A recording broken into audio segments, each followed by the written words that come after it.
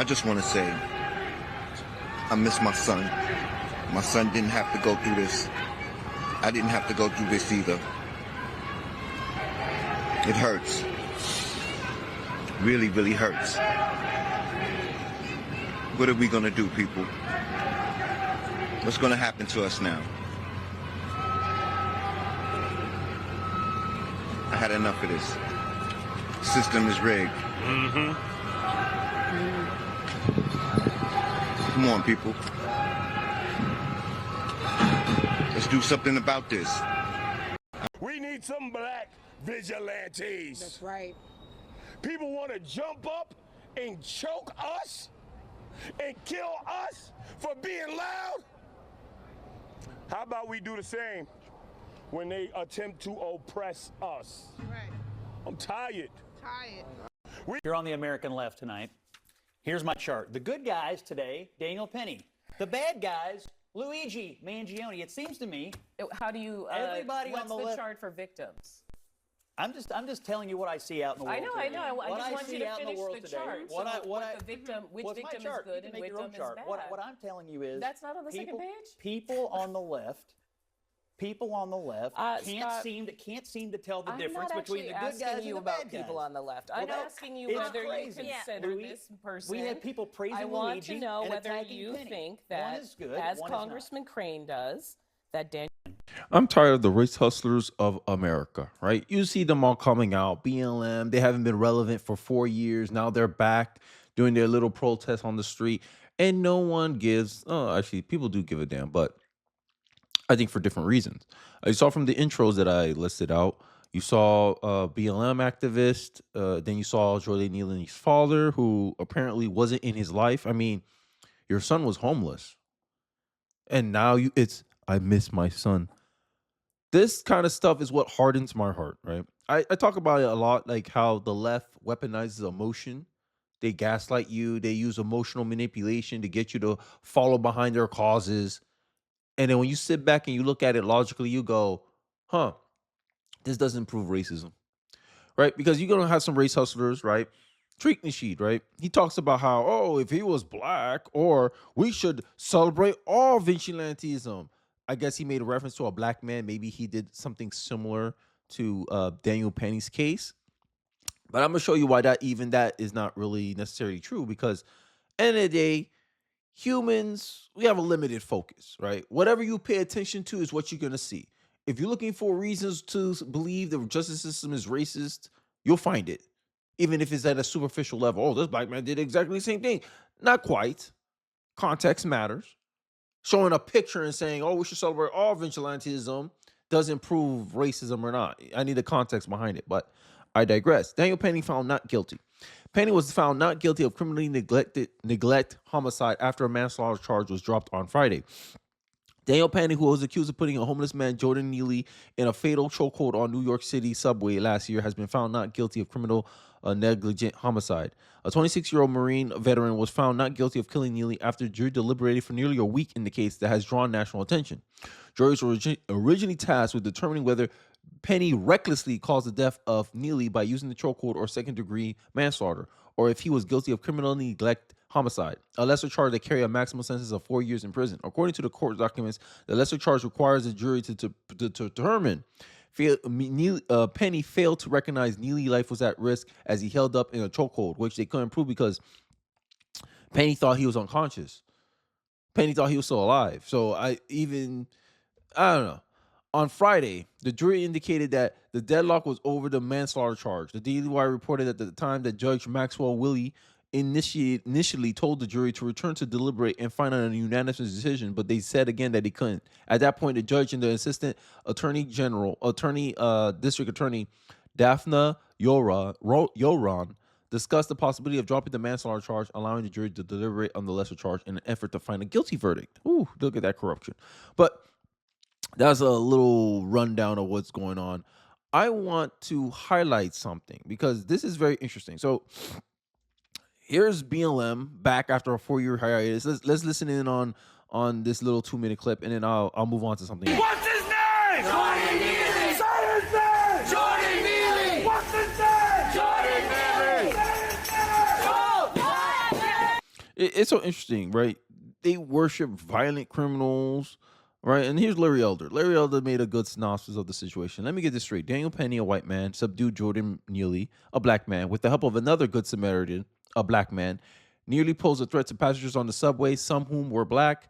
The DA who charged Penny is black. The mayor of New York is black. You kind of know where he's going with this.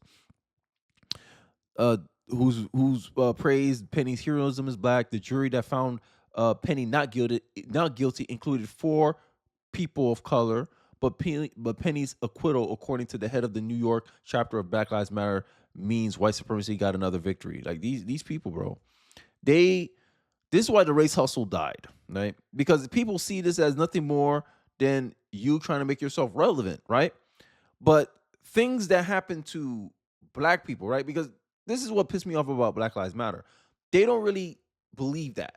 They don't really believe that slogan. Because 75% of the time when black people lose their lives is at the hand of another black person. Look at this mom who was furious and left the Democratic Party because Alvin Bragg refused to charge the killer of her son. Let's take a look.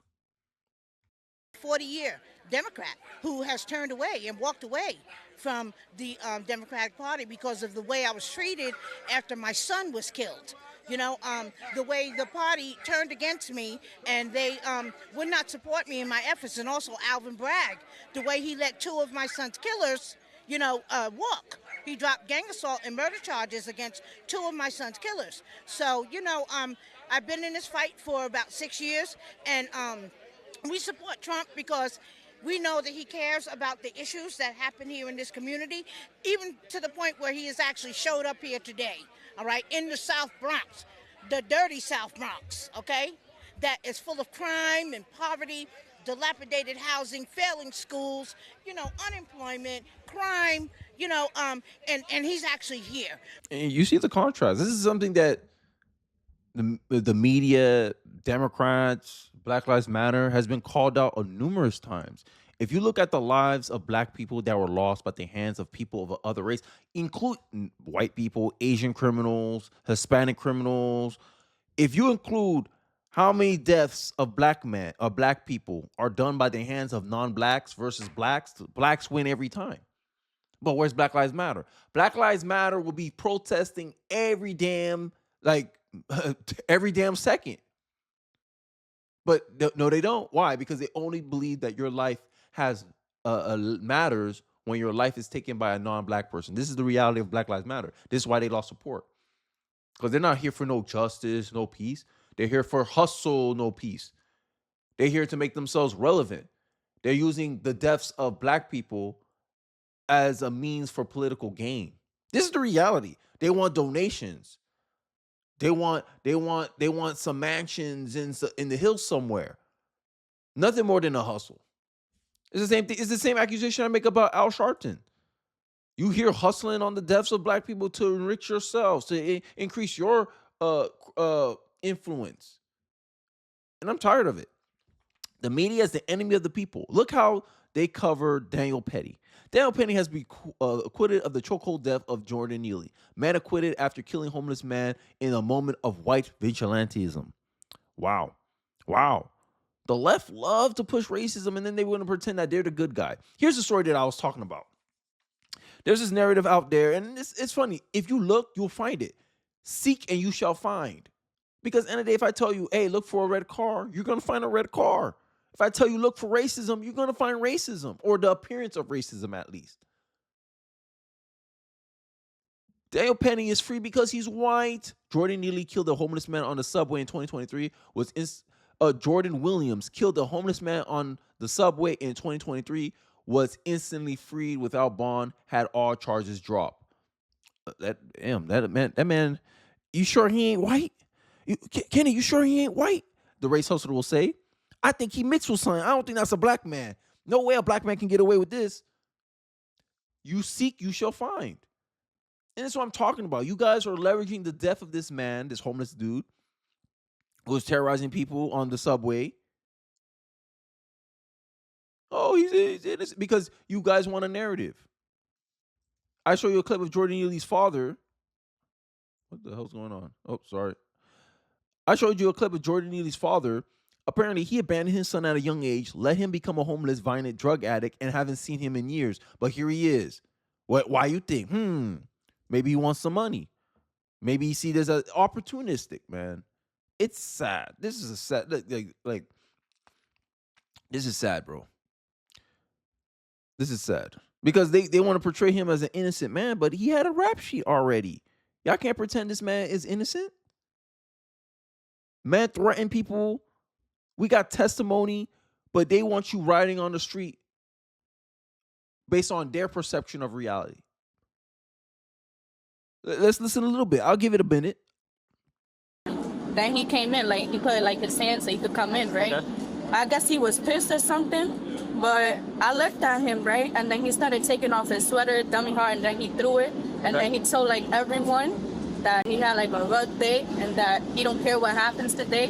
He don't care about going to jail, but that someone's dying today. He threatened someone. This is BLM. This is who BLM is riding on the street for. Oh, he was just yelling. He was hungry. He was wanting some food. But no one cared about him until he died, right? If he didn't die, would y'all be protesting on the street about how he was mishandled? Nope. We all know no. I'm tired of this. Don't sit here trying to virtue signal, trying to act like you some good moral person because you riding on the street on the behalf of. No, you using his death as justification to loot, to cause damage, to give yourself a pass, to give yourself an excuse to do evil, to do bad. Oh, we want some black vigilantism. Jordan Williams, there's your story. 2023, Jordan Williams, he killed a homeless man. You didn't say nothing. These people, bro, manipulative, using your emotions to get you to do their political bidding. Riding on the street, donate to their nonprofits so that way they can go buy mansions somewhere in the hills. Using the death of Jordan Neely, right? A father come out of the woodworks because he think he can get something out of it. That's just my assumption here, right? It's so common in the black community that this stuff happens. It's sickening to me. This is what hardens my heart. This is what not let me spare any emotions toward this, because I know you're going to try to manipulate me using my emotions. And that's why I cut it off. I'm like, nope. I'm going to wait for all the evidence. I'm going to wait for the facts. I'm going to separate myself from this situation. I'm going to separate my emotions out of it. Oh, it's racism? Prove how it's racism. Because I'm not falling for the emotional manipulation anymore. Because every time someone believes y'all, they get burned. Come to me. Was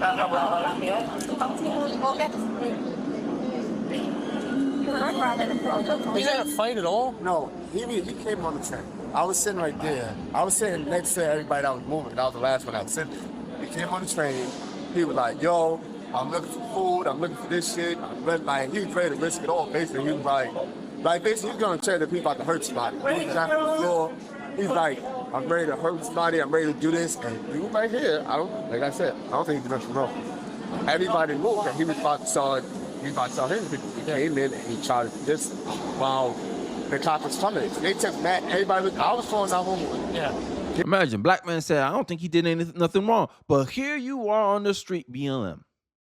You wasn't there. You just see this as, oh, look, a black man died. That's all I need to know. And here y'all come running. Ambulance chasers. Sitting here. Look at y'all faces. Sitting here. Oh, with more indignation. Look at us. We're mad. CHIVONA NEWSOME.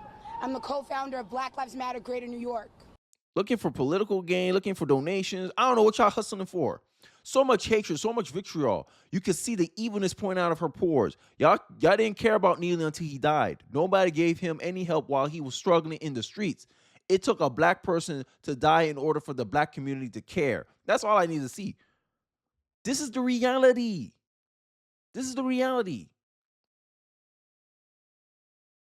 Y'all ain't standing for no justice. Y'all standing for your own political ends, and we all see it. We all see the hustle.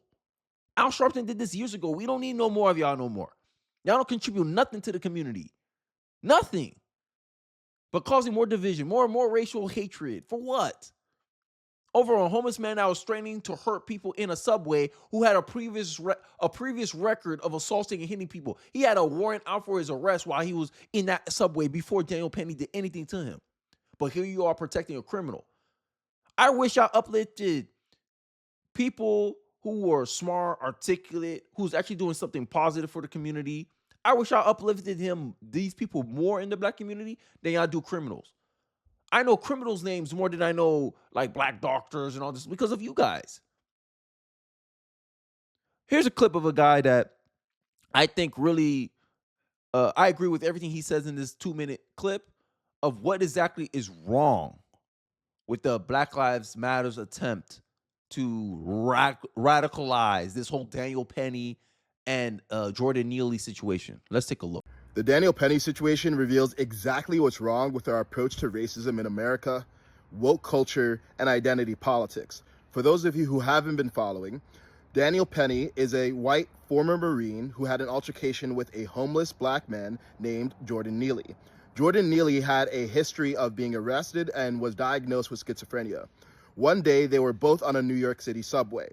In a moment of desperation and frustration, Daniel Penny expressed that he was tired of being homeless, tired of being hungry, ready to serve life in prison, and ready to die. In addition to that, he said, someone is going to die today. After saying that, he threw his jacket on the floor, and other people on the train started to feel unsafe. Daniel Penny decided to step in and restrain Jordan Neely until the authorities could intervene. And he wasn't the only one who tried to restrain him. Another person of color named Eric Gonzalez tried to restrain him too. Unfortunately, due primarily to the chokehold, Jordan Neely ended up passing away. And it's also worth noting that he did have drugs in his system at the time. Now, rather than people looking at this through the lens of safety and a schizophrenic homeless man who said that someone is going to die today, needing to be restrained, movements like Black Lives Matter have managed to turn this into a racial issue. And they're claiming that the reason why this happened is because Jordan Neely is a black man. Now, as a black man, I want to give you some perspective. A few years ago, I was in a park in Santa Monica, California, when a white homeless man harangued me and called me the N-word and threatened to kill me for 10 minutes. Now, fortunately, I was not trapped on a train with him and he kept his distance. However, I felt extremely unsafe. And the reason I felt unsafe was not because he was calling me the N-word, but because he was threatening to kill me. And herein lies the problem. Rather than focusing on the fact that this was a homeless man on the streets of a democratically run city that is so poorly run that we keep on spending money on homelessness while not actually resolving the issue, somehow we all get distracted and get gaslit into thinking that this is primarily an issue about race rather than safety. And what that leads politicians to do is continue to pander to us and play identity politics with their policies because they know that rather than focusing on their ineptitude and the fact that they're allowing homelessness to run rampant, instead we're going to allow ourselves to be distracted and view everything through a racial lens. Now here's the thing. Racism still is an issue in America, but it's not nearly as much of an issue as it used to be. And I would say it's not even in the top 3 of existential issues facing America, because we're dealing with the threat of a nuclear holocaust and a health crisis that is making us all fatter, sicker, and more depressed. And rather than dealing with those issues, we keep on getting distracted by the most emotionally laden issues. And all that's doing is causing us to be more divided, because rather than focusing on the content of each other's characters, we keep viewing everything through the lens of race. I agree with everything he said. I already said that, right? Racism is like at the bottom of the list for many black people of the most impactful issues in their lives. The number one issue that's affects the black community and the black people is the choices and decisions that we made. If Daniel Penny's father, not Daniel Penny, if Jordan Neely's father actually was in his life, was actually helping him, he wouldn't be homeless and hungry and being desperate enough to threaten a bunch of people on a train that he was going to hurt them. That would not happen. But here we are. We have to deal with reality. We can't do what if scenarios, right? Here's the NAACP, because like I said, all this is just political gain. Just think about it: political gain, getting money, getting influence. The acquittal of Daniel Penny is in the death of Jordan Neely has effectively given license for vigilante justice to wage on the black community without consequences. Let me know if the black community has charges of battery. Yo, if you hear Jordan Neely's rap sheet, you'll be like, yo, he had a warrant out for his arrest. That's not majority of black people. I'm gonna debunk this racist narrative. Majority of black people in the black community do not have a criminal record, right? Majority of black people in the black community are not criminals. So to pretend that this is somehow it affects majority of black people, no, it doesn't. It's a painful reminder of the inequities in our system. These people only can exist where problems exist. That's it. So how you keep yourself in business? You keep emphasizing the problems to the problem. Jordan deserves compassion. Instead, he was met with violence, right? Here's the reader's context. X's community notes, I think, is the best thing ever. I think all social media should have this, even YouTube. Daniel Penny did not act in defending himself or others from Neely. Did not act in alone. Sorry, I can't read today, guys. It's 5 a.m. Sorry. A black man who could clearly be seen assisting Penny to subdue Neely. A black woman testified in defense of Neely. There's no evidence that Penny was motivated by race. But look, here's the double ACP. White vigilantism, says the media. Here's another one. Community notes is a good way to stop BLM hoaxes from taking off. Jordan Neely didn't seem like someone who deserved public sympathy, but that won't stop woke activists from trying to lionize him. This is the problem with you activists. Jordan Neely deserved better than the violence of being denied access to stable housing and healthcare. What is he on a Democratic city? I think so, right?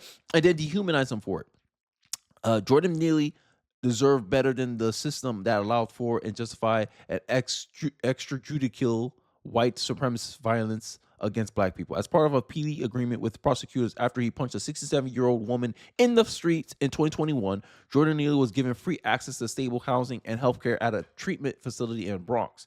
He abandoned the facility after 13 days. How can you help somebody that don't want to be helped?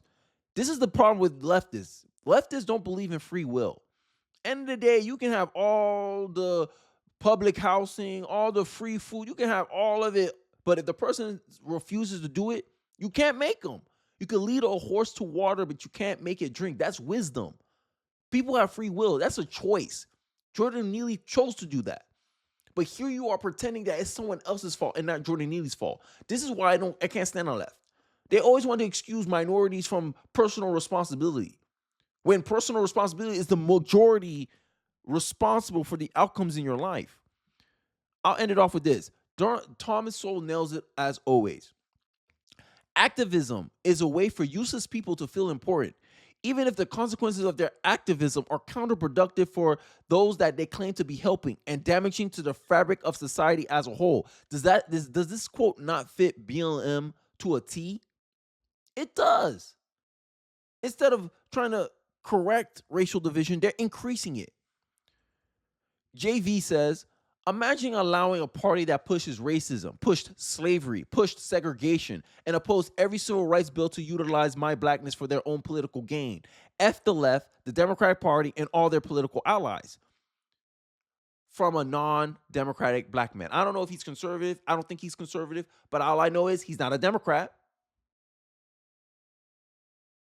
And me, I'm like, yo, black people, on a bound of probabilities, you're more likely to take my life than some white dude somewhere. And add the fact that I'm not a criminal, I don't have a criminal rap sheet, is even less likely that I will interact with another race, really, when it comes to crime. It could happen. I mean, if I go to New York, Chicago, I'm sure it can happen. If I go to San Francisco, I'm sure it can happen. But this is what we're talking about. Logically, this is a bigger issue than what you're trying to radicalize, lionize. You trying to push this guy. No one cares anymore. We see the game already. You cried wolf. You cried racism too many times, BLM. But I digress. Let me know your thoughts in the comment section below. Do you agree with me? Disagree with me? How you feel about the verdict of Daniel Penny? How do you feel the fact that the BLM seems to be using these hoaxes to enrich themselves, their own influence? Do you see it as all just a political gain for them? Or do you think these people actually have sympathy? They actually believe the things that they believe? I think they do, but for the wrong reasons. But let me know your thoughts in the comment section below. Don't forget to like, comment, subscribe. I appreciate you guys watching to the end of the video, and I'll catch you guys on the next one. Peace.